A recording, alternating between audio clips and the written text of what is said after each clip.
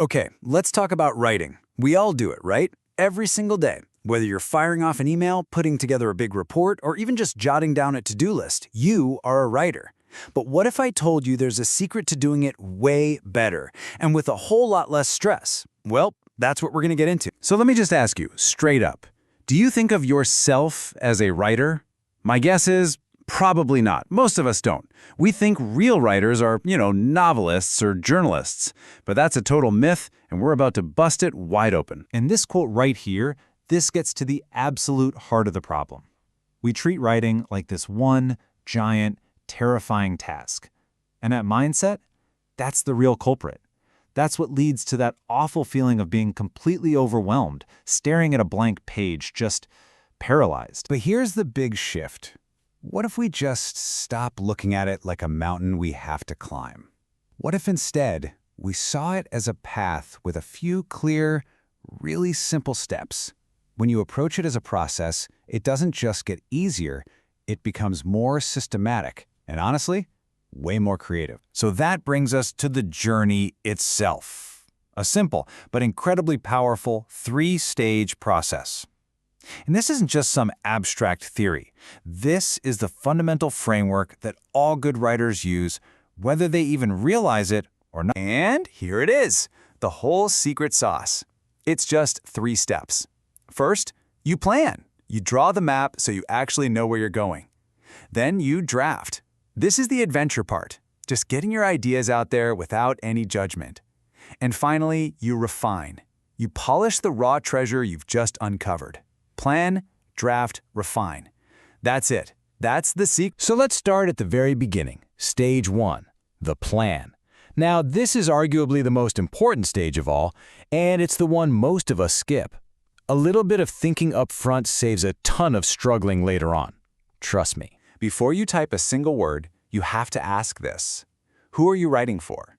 Is it your boss, a potential client, the general public? The answer changes everything, from the tone you use to the facts you include. Seriously, knowing your reader is step number 1. Okay, so once you know who they are, you've got to figure out their starting point. Are they experts on this thing, or are they total beginners? Because if you assume they know too much, you're just going to confuse them. But if you assume they know too little, you're going to bore them to tears. Finding that sweet spot is absolutely key. And now for the most important question of all. What is in it for them? Why should they care about what you have to say? You have to connect your message to their needs, their problems, or their interests. If you can answer this question, you've already won half the battle. Now, a fantastic tool for this whole planning stage is a mind map. Instead of a boring, rigid outline, a mind map lets you just visually throw your ideas out there. It helps you see how things are connected and lets you organize your thoughts before you start wrestling with full senses. All right, our map is drawn, we know where we're headed. It's time for the adventure. Stage 2, the draft. The focus here shifts completely. We're done with thinking and organizing. Now it's about pure, unfiltered creation. This might be the most liberating piece of advice in all of writing. I'm going to say it again. Your first draft is not supposed to be good. Its only job is to exist. That's it. Your mission is simple. Get words on the page. Turn off that inner critic. Forget about grammar, spelling, perfection. Just write. So to help you get into that flow, here are 3 killer tips.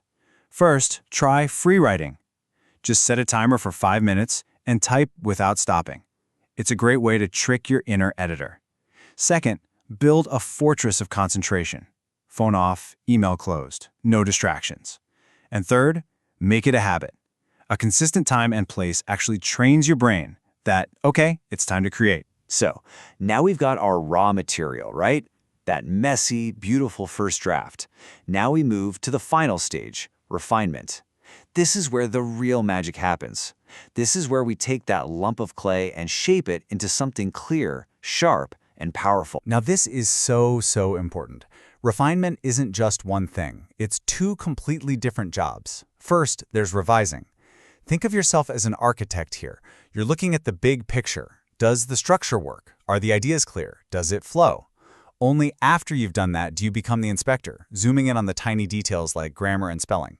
Always be the architect before you're the inspector. You know, at some point, you become completely blind to your own work. You know what you meant to say, so your brain just fills in the gaps. That's why getting a fresh pair of eyes is an absolute must. Ask a friend or a colleague to read it. They will spot the confusing parts you just can't see anymore. Okay, once the structure is solid, it's time for that final polish. Here's a quick checklist.